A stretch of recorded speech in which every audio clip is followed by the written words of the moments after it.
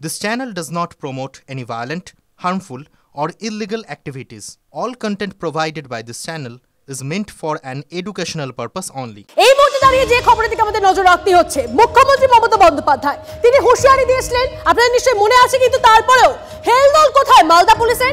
ইংরেজ বাজারের পর এবার শুট আউট কালিয়াচকে। দুলাল খুনের 12 দিনের মাথায় প্রকাশ্যে তৃণমূল কর্মীকে গুলি করে খুন। মালদার পুলিশ সুপারকে নিশানা সুজাপুরের তৃণমূল বিধায়কের।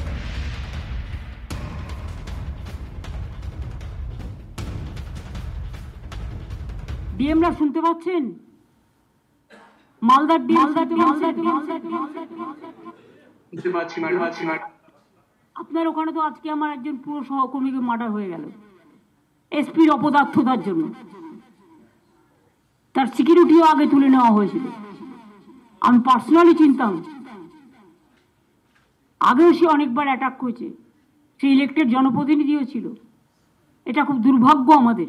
ওখানে বর্ডার আর কালিয়াচক নিয়ে যদি ব্যস্ত থাকেন তাহলে কিন্তু জেলার ডেভেলপমেন্ট হবে না। Please forget that. ওখানে প্রোটেকশন করুন। এসপিকে বললাম ড্রাস্টিক স্টেপ নিন, ক্রাইম বেড়ে যাচ্ছে, কি হচ্ছে না হচ্ছে বুঝতে পারছি না, এখানে সেখানে মালদায় ক্রাইম বেড়ে যাচ্ছে। সবাই এক্সপেক্ট করছে এসপিকে ট্রান্সফার করা হবে ইমিডিয়েটলি, কিন্তু তা তো হয়নি, বুঝতে পারছেন তো। এই জন্য কিছু লোক ক্ষুব্ধও আছে। এসপি যে হেড যদি ঠিক না থাকে তাহলে তো অন্যগুলো হবেই। এসপি যদি স্ট্রিক্ট ডাইরেকশন সবাইকে দেয় সাবঅর্ডিনেটদেরকে, তাহলে তো সবাই অ্যালার্ট থাকবে, কিন্তু অ্যালার্ট না থাকলেও চলছে এখন।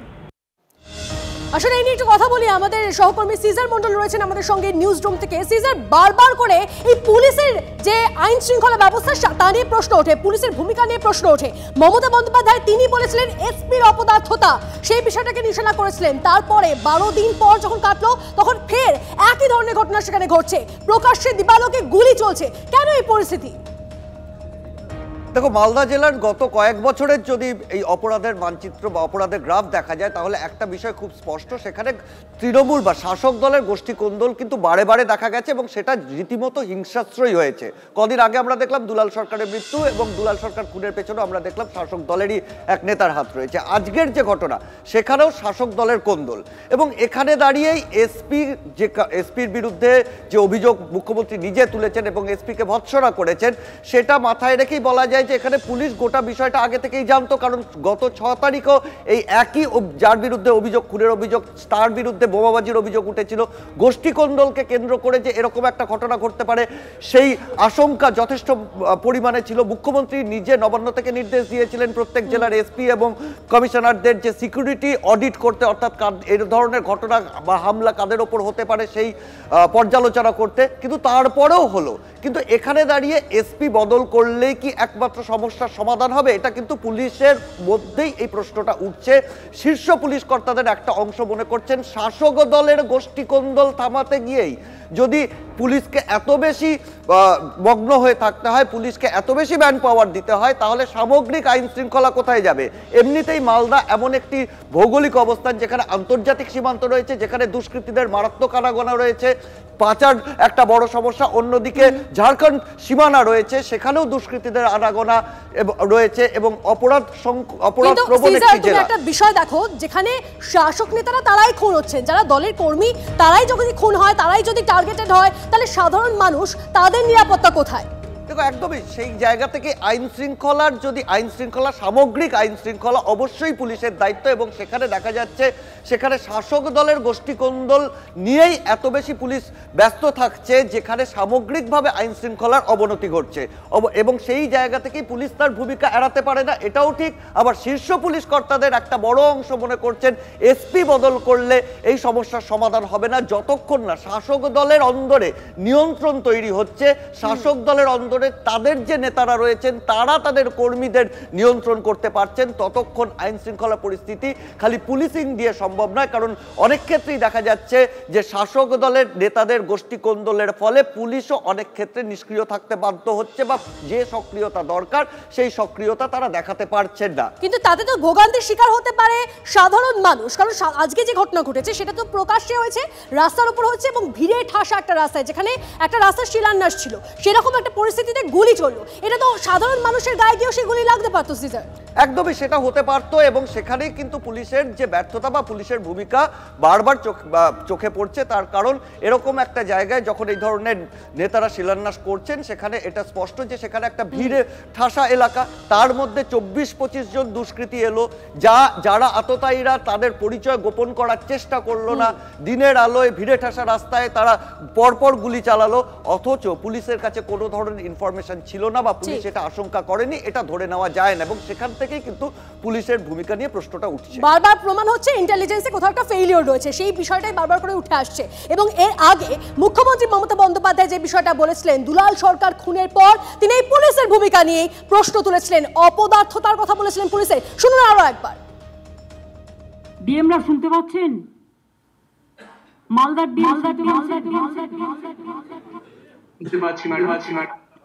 আপনার ওখানে তো আজকে আমার একজন পুরো সহকর্মীকে মার্ডার হয়ে গেল এসপির অপদার্থতার জন্য। তার সিকিউরিটিও আগে তুলে নেওয়া হয়েছিল। আমি পার্সোনালি চিনতাম,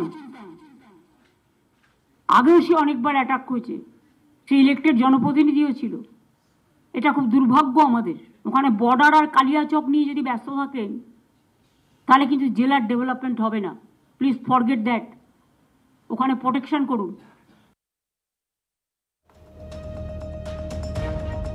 আর এই গোটা ঘটনার পর বারবার করে পুলিশের ভূমিকা নিয়ে প্রশ্ন উঠতে শুরু করেছে।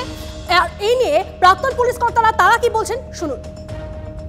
অবস্থা করা যায় এবং এটা রাউন্ড দি ক্লক করতে হবে। মানে একদিন করলাম একটা পাড়াতে, তাহলে শেষ হয়ে গেল, সেটা নয়। এটা ডাইরেক্টলি করতে হবে, ব্যবস্থা করতে হবে। সেই জন্য এটা রাউন্ড দি ক্লক। আপনি যেটা কথা বলছেন একটু সত্য কথা। একটা ধরুন একটা বার এক মাসে একবার করলাম কি এক সপ্তাহে একটা করলাম তা নয়। এটাকে প্রতিনিয়ত প্রতিটা জায়গায় হান্ট করতে হবে। দেখুন, মালদায় যে শুট আউটের ঘটনা, তাতে প্রশ্ন একাধিক। কালিয়াচকে নিহত তৃণমূল কর্মী, ভিড়ে ঠাসা একটা রাস্তায় তৃণমূলের অঞ্চল সভাপতি ও কর্মীদের ওপর পর গুলি। ঘটনাস্থলে মৃত্যু তৃণমূল কর্মী হাসা শেখের। তৃণমূলের অঞ্চল সভাপতি রাস্তা উদ্বোধন করতে যেতেই পরপর গুলি। নিহত এক তৃণমূল কর্মী, গুলিবিদ্ধ অঞ্চল সভাপতি বকুল শেখ ও আর এক তৃণমূল কর্মী এসার উদ্দিন শেখ। তাদের মালদা মেডিকেল কলেজ হাসপাতালে ভর্তি করানো হয়েছে। দলেরই ব্লক সভাপতির অনুগামী বলে পরিচিত জাকির শেখের বিরুদ্ধে হামলার অভিযোগ। আপনি বসেন, গ্রামে কংগ্রেস বাইরে যারা যাচ্ছে ওরা টিএমসি বলছে। বসেন, আপনি বসেন, গ্রামে কংগ্রেস বাইরে যারা যাচ্ছে ওরা টিএমসি বলছে। বসেন, আপনি বসেন, গ্রামে কংগ্রেস বাইরে যারা যাচ্ছে ওরা টিএমসি বলছে। বসেন, আপনি বসেন, গ্রামে কংগ্রেস বাইরে যারা যাচ্ছে ওরা টিএমসি বলছে।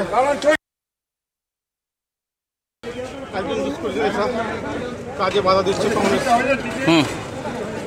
কিছু টিএমসির লোক সাথে নিয়ে কিছু লোক ऐसा ওখানে জাকিরের দল পর জাকিরের ছেলে জাকির নাসিমুল 5-6 জন, ওরা অনেকটি ছিল। 5-6 জনকে চিনতে পারি। কি ছিল ওদের হাতে? বন্দুক ছিল, লাঠি ছিল, হাসপা ছিল, বন্দুক ছিল। আমরা মামাটি সরকারের কাজ উদ্বোধন করতে গেছিলাম, ওখানে খুব জলের পরিস্থিতি ছিল, ড্রেন লোক। পরিস্থিতি যথেষ্ট ভয়াবহ, চাঞ্চল্যকর। কথা বলবো জগন্নাথ চট্টোপাধ্যায়, তার সঙ্গে আমরা যোগাযোগ করে নিয়েছি। জগন্নাথ বাবু, আমি তনিষ্ঠা কথা বলছি আপনার সঙ্গে। মালদায় কিছুদিন আগে 12 দিন আগে একজন খুন হয়েছেন, তৃণমূলের একজন খুন হয়েছেন দুলাল সরকার। তারপর আমরা দেখলাম 12 দিন কাটতে না কাটতেই ফের সেখানে শুট আউট। প্রকাশ্য দিবালোকে গুলি চলছে, আর পুলিশের কাছে কোনো ইনফরমেশন নেই যে কি চলছে না চলছে। শুধু মালদা বলে না, পুরো রাজ্যটারই এই অবস্থা। আইন শৃঙ্খলা বলে পরিস্থিতি যেটা বলে, সুশাসনের বদলে সেখানে অপশাসন চলছে। তার ফলে রক্ষক ভক্ষক হয়েছে, শাসক অপশাসক হয়েছে, গুন্ডারা রাজ চালাচ্ছে। এরকম একটা পরিস্থিতি থেকে বাংলাকে বাঁচানোর একটাই উপায়, সেটা হচ্ছে তৃণমূল নামক এই আবর্জনাটি মুক্ত পশ্চিমবঙ্গ করা। তাই এই তৃণমূল নামক আবর্জনা মুক্ত পশ্চিমবঙ্গের জন্য হিন্দু বাঙালি 2026 সালে বিজেপিকেই ক্ষমতায় আনবে, সেটা স্থির করে ফেলেছে। এবং এই ধরনের ঘটনা, নিয়ন্ত্রণহীন ঘটনা যত ঘটছে, একদিকে এই সরকারের মুখিয়া লিপ সার্ভিস, বাস্তবে কোনো বোঝা যাচ্ছে জগন্নাথ বাবু, অনেক ধন্যবাদ আপনার রিঅ্যাকশনের জন্য। কথা বলছিলাম জগন্নাথ চট্টোপাধ্যায়ের সঙ্গে। এই মুহূর্তে আমরা যোগাযোগ করে নিয়েছি সিপিআইএম নেতা সুজন চক্রবর্তীর সঙ্গে। সুজন বাবু, যে ঘটনা মালদায় ঘটেছে নিশ্চয়ই আপনি দেখেছেন, 12 দিন আগে দুলাল সরকার খুন হলেন রাস্তায়, সবার সামনে সকাল সকাল হয়েছে এই ঘটনা। আজকেও ঠিক সেই সেম একই ধরনের ঘটনা। বারবার করে তো পুলিশের ভূমিকায় প্রশ্ন উঠছে, এত ঘটনা ঘটছে, পুলিশের কাছে কোনো ইনফরমেশন নেই। 2 সপ্তাহ এখনো হয়নি বাবলা সরকার, দুলাল সরকার যেভাবে খুন হয়ে গেল মালদায়, বড় নেতা, প্রথম থেকে নেতা, এখনো পর্যন্ত তার রেশ কাটেনি। আবার ঘটনা একই, শুট আউট, দিনের বেলা প্রকাশ্যে খুন, তৃণমূলের নেতা। এবং তৃণমূলের নেতারা পারলে সবাই প্রায় দরখাস্ত দিচ্ছেন আমি যে কোনো সময় খুন হয়ে যাব বলে। মুখ্যমন্ত্রী মমতা বন্দ্যোপাধ্যায় আগের বারে এসপির অপদার্থতা নিয়ে প্রশ্ন তুলে দিয়েছিলেন, বলেছিলেন তিনি একেবারে সরাসরি, তারপরেও এই ঘটনা। মুখ্যমন্ত্রী আগের দিন বলেছিলেন অপদার্থতা এসপির, ডিএমএস, প্রশাসনের, কিন্তু তারপরে বাবলা সরকারের স্ত্রী বলেছে আসল যারা মাথা তাদেরকে কিছু করা হচ্ছে না, আমি মুখ্যমন্ত্রী ছাড়া আর কাউকে বলবো না। তাহলে তিনি তৃণমূলের কোনো নেতাকে বলতে পর্যন্ত ভরসা পাচ্ছেন না, কারণ তৃণমূলের নেতারা এর মধ্যে যুক্ত। এবং সেই চাইদের এখনো ধরা হয়নি। মুখ্যমন্ত্রী আগ্রহ থাকলে ধরা হতো। মুখ্যমন্ত্রী পুলিশের মন্ত্রী, তিনি এসপিকে অভিযুক্ত করে দায় নিজে ছেড়ে দিলেন।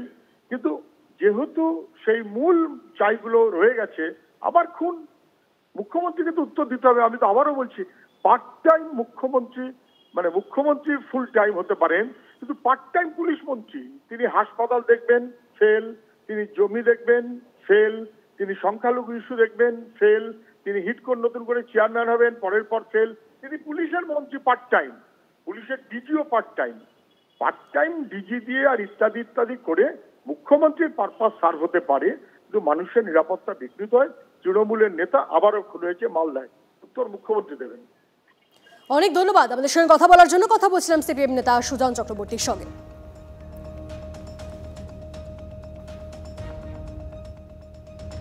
বারবার করে দুষ্কৃতী দৌরাত্ম্য মালদায় কেন ঠেকানো যাচ্ছে না, তা নিয়ে প্রশ্ন উঠছে। শাসক কোন্দল থামাতেই হিমশিম খাচ্ছে পুলিশ। শাসক নেতাদেরই চাপ নাকি পুলিশের অপদার্থতা, প্রশ্ন এখানে।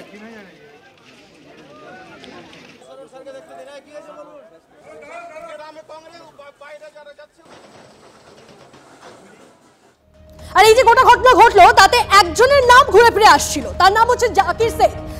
আচ্ছা, এই জাকির শেখ কে? দলেরই ব্লক সভাপতির অনুগামী বলে পরিচিত জাকির শেখের বিরুদ্ধেই হামলার অভিযোগ আসছে। 20-25 জন পিছন থেকে হামলা করার পর বকুল শেখের, যে অঞ্চল প্রেসিডেন্ট দীর্ঘদিনের, 2011 সাল থেকে অঞ্চল প্রেসিডেন্ট উনি, এবং এশারউদ্দিন, তিনি হচ্ছেন আপনার প্রাক্তন প্রধান এবং অঞ্চলের আপনার কি বলে বিরোধী দলের নেতা। যারা হামলা চালিয়েছিল তাদেরকে চেনা গেছে, তারা হ্যাঁ অবশ্যই চেনা গেছে। ওদের প্রকাশ্য নাম এসে, দিনের ব্যাপার তো, রাত্রে অন্ধকার তো না, দিনের ব্যাপার এটা। দিনে প্রকাশ্য মারছে এবং পিছন দিকে হামলা করেছে এবং সামনে ফিলেও মেরেছে। ওনারা হচ্ছে না খোলামেলা ওনারা খোলামেলা। কারা তারা? ওই জাকির এবং নয়গ্রামের নাসিমের গ্যাং একটা, এবং জাকিরের লোকজন। উনি কিন্তু দীর্ঘদিনের তৃণমূল নেতা নাই, উনি কিন্তু কংগ্রেস করতেন। এবং কংগ্রেস কি, ওর কাজই হচ্ছে সোশ্যাল কি বলে, পরে তৃণমূল হয়েছে, কিন্তু কোনো অফিসে যোগাযোগ না। এইটা ব্লক প্রেসিডেন্ট করিয়েছে এবং কেউ জানে না। এটা ব্লক প্রেসিডেন্টকে সারিউল ইসলাম, তৃণমূল ব্লক প্রেসিডেন্টের কি অনুগত জাকির? হ্যাঁ। মালদায় ক্রমশ স্পষ্ট হচ্ছে তৃণমূলের অন্তর্দ্বন্দ্ব। কালিয়াচকে প্রকাশ্যে তৃণমূলের অঞ্চল সভাপতির অনুগামীদের ওপর পর গুলি।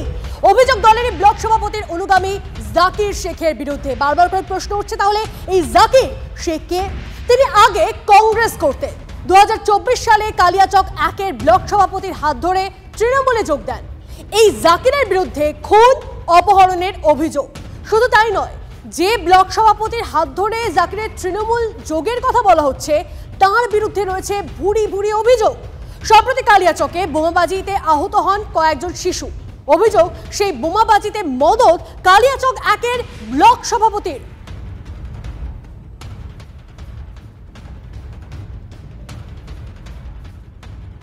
বাংলায় রুল অফ ল এস্টাবলিশড আছে, আগামীতেও থাকবে।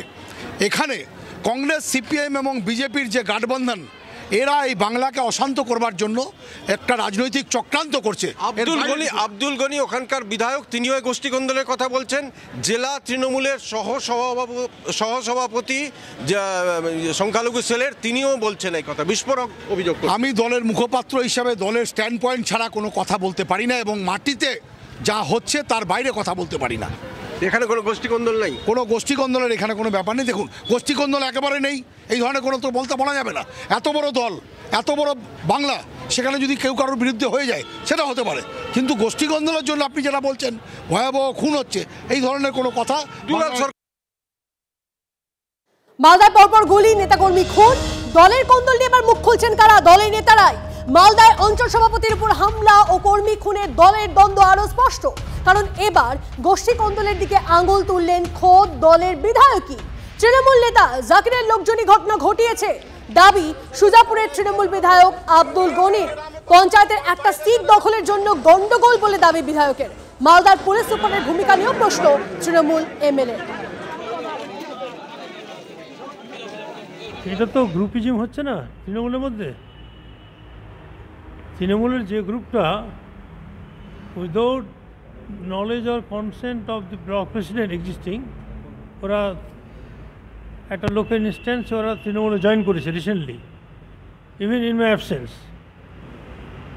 তারা এই ঘটনাটা ঘটিয়েছে, আমি শুনতে পেলাম ঘন্টাখানেক আগে।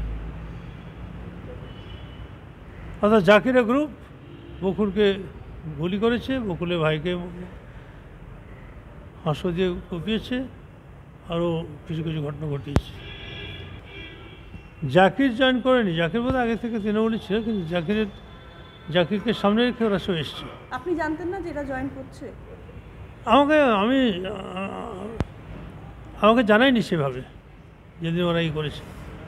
আচ্ছা, ব্যাপারটা হচ্ছে এক্সিস্টিং ব্লক প্রেসিডেন্ট যে সে কারোর সঙ্গে কোঅপারেট করছে না, ও নিজে মাতব্বরি করছে, ওকে কেউ মানছে না, সুতরাং ও দুষ্ট বদমাশদের নিয়ে এই সমস্ত আতঙ্ক সৃষ্টি করছে। জেলা প্রেসিডেন্টকে আমি 3 দিন আগে বলেছি যে ওরা এই সমস্ত করছে, ওদের মেজরিটি নেই তো ওরা ডিস্টার্ব করছে। যদু বংশ তো এরম করেই ধ্বংস হবে। বললেন পুলিশ সুপার এত খারাপ, এত অপদার্থ যে ওকে ইমিডিয়েট সরিয়ে দাও। আইবি কি করে, ডিআইবি কি করে, এখনো তারা কি করছে?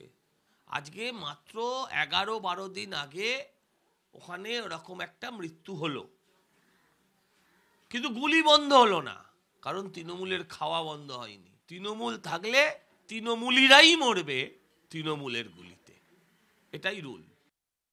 সেখানকার লোকাল রাজনীতি না লোকাল ঘরোয়া বিবাদ, অন্য কোনো কারণ, সেটা পুলিশ তদন্ত করে আনবে। পুলিশ কোনো দুষ্কৃতিকারী বা কোনো সমাজকে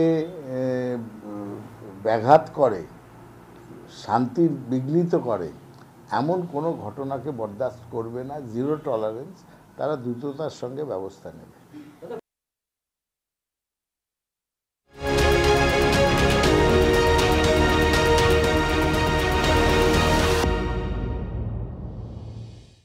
এই মুহূর্তে আরো একটা ব্রেকিং নিউজ দিয়ে আপনাদের ফের উড়ালপুলের একাংশ ভেঙে বিপত্তি।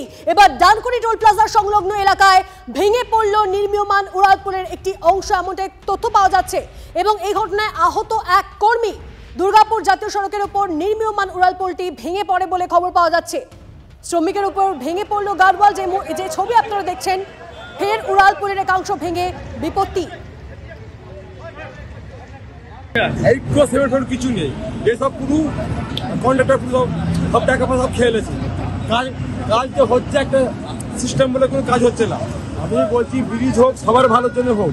আমি বলছি ব্রিজ তৈরি করুক, ওনারা সেফটি ভাবে কাজ করুক, আমরা ওইটাই চাই। কি হয়েছে এখন? হয়তো পড়ে গেছে মাল, ফের একজন লেগে হচ্ছে, তাকে নার্সিংহোমে ভর্তিও করা হয়েছে। এটা তো বড় সড়ো দুর্ঘটনা করতে হয়, ওই জন্য আমরা বলেছি। ওই জন্য এখন ধান এসে বলছে ঠিক আছে, আমরা চিন্তা ভাবনা করে আমরা দেখছি। আমাদের প্রতিনিধি সনদ আমাদের সঙ্গে রয়েছেন। সনদ, উড়ালপুলের একাংশ ভেঙে বিপত্তি, ঠিক কি ঘটনা ঘটলো, কেন এভাবে নির্মীয়মান একটা উড়ালপুল ভেঙে পড়লো? জাতীয় সড়কে কাজ চলছে, ডানকুনি এলাকায় কাজ চলছে, রাস্তা সম্প্রসারণ একদিকে কাজ চলছে, একদিকে উড়ালপুল কাজ চলছে। তার কাজেই একটি নির্মাণ একান্ত করে ভেঙে পড়ে এক শ্রমিক আহত হয়। স্থানীয়দের যেটা অভিযোগ যে নিত্যমানের সামগ্রী ব্যবহার করার কারণেই এবং অন্যদিকে বোঝা যাচ্ছে সনদ অর্থাৎ নিম্নমানের সামগ্রী ব্যবহার করে ফ্লাইওভারটি তৈরি হয়েছে এই অভিযোগ স্থানীয়দের, যদিও শ্রমিকদের নিরাপত্তা ছাড়াই কাজ চলছিল বলে অভিযোগ।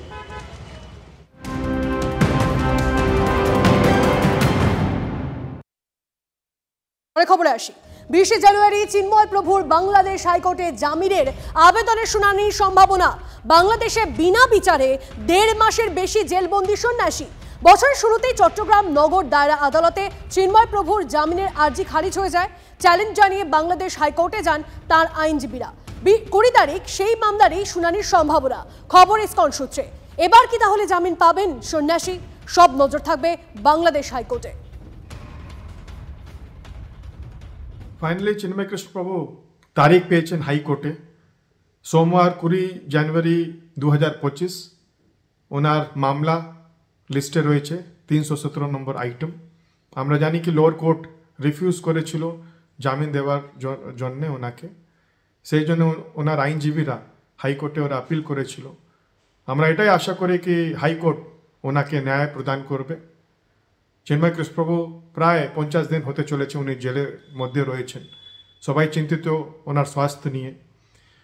আমরা এটাই আশা করি কি হাইকোর্ট বিচার করবে, ন্যায় দেবে, আর উনি জামিন পাবেন, উনি জেল থেকে বেরোবেন। গঙ্গা মায়ের কাছে চিন্ময় প্রভু যেন জামিন পায়, খুশির খবর। বিশ্বাস করি রাধা মাধবের অশেষ কৃপায় চিন্ময় কৃষ্ণ দাস প্রভু সুস্থ অবস্থায় জামিন পাবেন, আইনের বিধান প্রতিষ্ঠিত হবে, এটা আমি প্রার্থনা করব। আমাদের তো প্রার্থনা করা ছাড়া সরাসরি কিছু করার সুযোগ নেই এপার থেকে। এদিকে কুলতলির বাঘ অবশেষে জঙ্গলে ফিরল বলে খবর পাওয়া যাচ্ছে। শুরু হয়েছে জাল খোলার কাজ। সোমবার কুলতলির গুড়গুড়িয়া ভুবনেশ্বরী গ্রাম পঞ্চায়েতের গৌরের চক গ্রাম লাগোয়া মাকুড়ি নদীর চরে ঢুকে পড়ে একটি বাঘ। বাঘটি আজমলবাড়ি জঙ্গল থেকে এসেছিল। গোটা জায়গা জাল দিয়ে ঘিরে ফেলে বন দপ্তর। সকাল থেকে শুরু হয় বাঘের পায়ের ছাপ খোঁজার কাজ। দেখা যায় নদীর সাঁতরে নিজের ডেরায় ফিরেছে বাঘ, মিলেছে পায়ের ছাপ।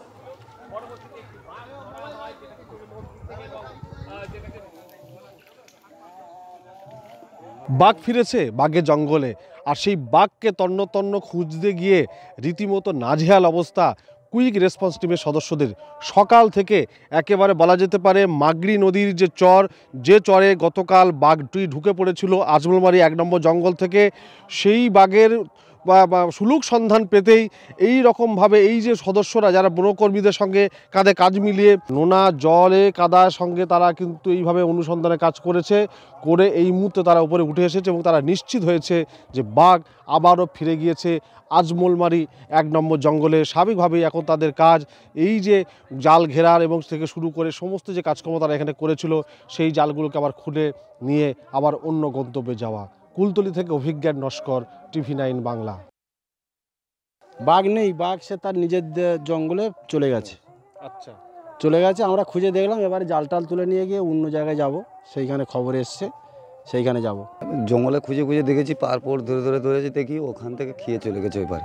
না, আর ওখানে কোনো আতঙ্ক নেই। বাঘন এখন চলে গেছে, এখন আমরা আছি ভালো। আবার আসবে জেলে, আবার আমাদের ফের আবার ভয় হবে। এইটুকু পার হয়ে গেছে মানে নদীর টোপে ফের চলে আসতে পারে। আর এখন শীতের দিনে বেশি আসে এখানে। তাছাড়াও জাল ফরেস্টারের কাজ হচ্ছিল, জাল ঘিরেছিল, এখন আবার জালগুলো খুঁড়ে নিয়ে যাচ্ছে।